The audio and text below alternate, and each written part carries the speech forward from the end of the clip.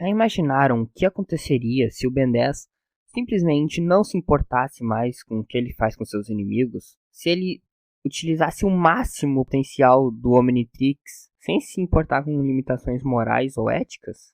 Bom, é isso que a gente vai ver nessa U, onde um dos mais conhecidos vilões toma o corpo do Ben e passa a atuar como se fosse ele. E aí, como vão? Bem? Espero que sim. Aqui quem fala é o Nerd Mascarado. Muito prazer e sem mais delongas, vamos pro vídeo. Então, para iniciar, eu vou primeiro contextualizar. O autor dessa U, o Shiplek 11, é um desenhista do DeviantArt, criou uma versão inteira do Omniverso, inspirada principalmente no Aranhaverso. E assim, só para começar e deixar bem claro, se alguém não percebeu, esse Ben 10 que é baseado praticamente completo no Homem-Aranha Superior. E como mesmo, ele não é a mesma pessoa. Como o Peter é a mente do Dr. Octopus, no corpo do Ben é a mente do Dr. Animal.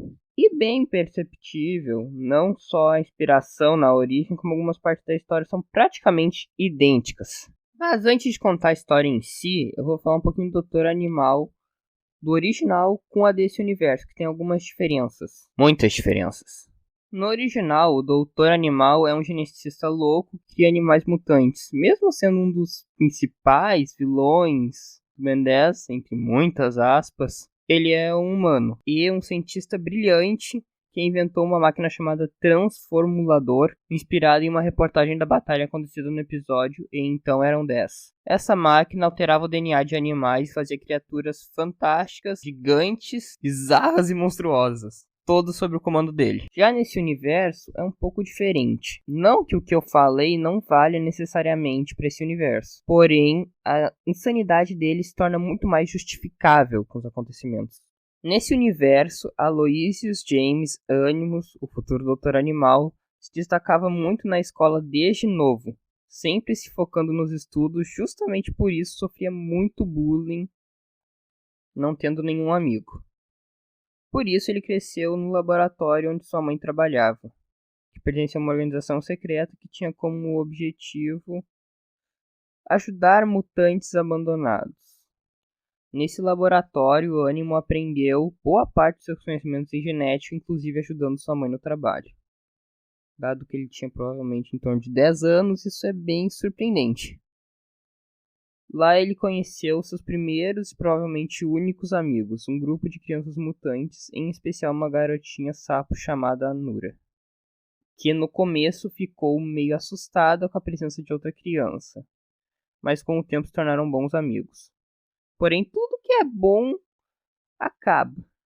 Em alguns anos depois, a sua mãe descobriu a verdade sobre a organização, que planejavam usar mutantes como armas. A mãe de Animo avisou a ele sobre a organização e tentou impedi-los.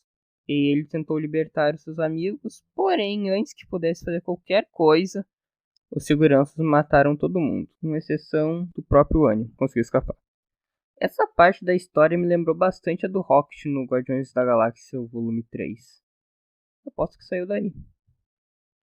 Bom, no final ele não conseguiu salvar ninguém, sua mãe foi morta, seus amigos foram mortos, ele explodiu o laboratório e com o tempo foi perdendo a sanidade até enlouquecer por completo e se tornar o Doutor Animal que nós conhecemos.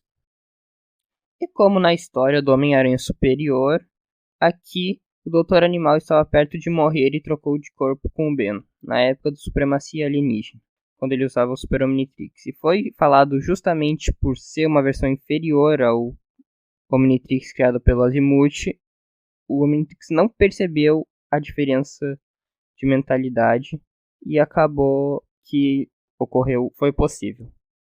Só uma observação aqui. O Omnitrix original não permitia a possessão do usuário. Após tomar o corpo do Ben, ele pretendia continuar como um vilão. Mas as memórias do Ben o impediram, e estar no outro corpo fez com que sua consciência, mente e as antigas memórias retornassem, recuperando sua sanidade. Ele criou um novo Omnitrix, com medo que o antigo percebesse que não era o Ben que estava no corpo, porém isso não impediu que ele desse uma melhorada nos aliens com base no Super Omnitrix. Um exemplo é o Insectoid, que o Animo modificou o DNA para que suas asas fossem duras e flexíveis ao mesmo tempo, se tornando afiadas o suficiente para cortar aço facilmente. No começo, o ânimo era extremamente violento, chegando ao ponto de matar os psicolocos para o desespero da consciência do bem que vivia em seu subconsciente. Mas com o tempo ele se tornou menos agressivo até encontrar com o Zomboso. Daí ele não teve piedade nenhuma. Ele disse que viu o Zomboso chorando, lembrou dele mesmo, e que provavelmente ele quereria morrer.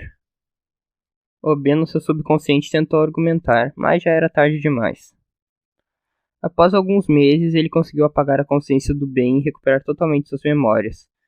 Ele ainda possuía o DNA de Anura com as ondas cerebrais de suas memórias, o que capacitou gerar um clone perfeito de Anura, e essas foram as últimas ações que ele fez antes de interagir com o Omniverso.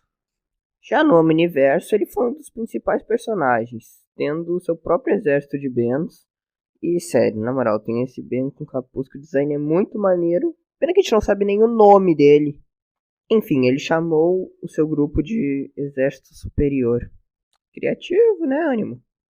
Ele recrutou alguns Bens, como o Mad Mad Ben, que é um Ben inspirado no Aranha Punk, e outro no Noir.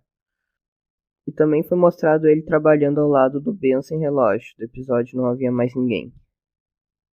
Após algum tempo, ele aparece se juntando à Omni Sociedade do Ben desde 1999.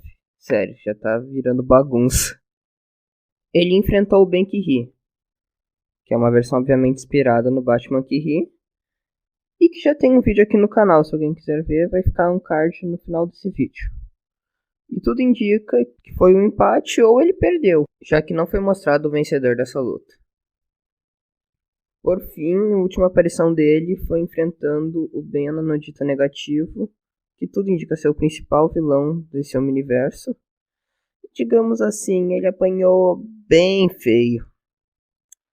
Já nas suas habilidades, ele demonstrou ter uma inteligência fora do normal, mesmo em comparação com a versão canônica, tendo conseguido fazer engenharia reversa no Super Omnitrix, ou recriando em uma versão sem os Supremos, mas com os aliens tendo seu DNA modificado para torná-lo superior, sem contar com os aparatos tecnológicos, como braços mecânicos no caso do Macaco-Aranha. Inclusive, como canônico, ele também tem alguns bichinhos que fazem a vigilância para ele na cidade. Ele apareceu com 2 morcegos com DNA pironita do Chama, e vários sapos que fazem a vigilância terrestre e são bem fofinhos. Agora vamos para algumas curiosidades. O Ânimo tem uma inteligência artificial que provavelmente foi baseada nas ondas cerebrais da Anura. A Gwen e o Kevin não eram próximos do bem desse universo e por isso não perceberam a mudança na sua personalidade. 8 meses depois de assumir o papel do Ben 10, o Ânimo criou uma empresa com a intenção de cuidar de pessoas mutantes, doentes e pobres alienígenas, mas na realidade era uma fachada para tentar trazer seus amigos de volta. O Ben perdeu seu corpo para o Ânimo aos 16 anos e atualmente o corpo está com 22 anos. A tecnologia dos encanadores não consegue perceber o que aconteceu com o corpo do Ben, só poderia ser revertido por base da magia. Mas como ele não tem uma boa relação com a Gwen, isso se torna bem complicado de acontecer. Infelizmente, a história é colocada de uma maneira um tanto desorganizada que torna difícil entender o que aconteceu quando. Ainda assim, é uma das melhores ao uso de Ben 10, pelo menos nesse Omniverso criado pelo Chip Black 11. E aí, o que acharam? Se gostaram, deixem um like, que não custa nada, né?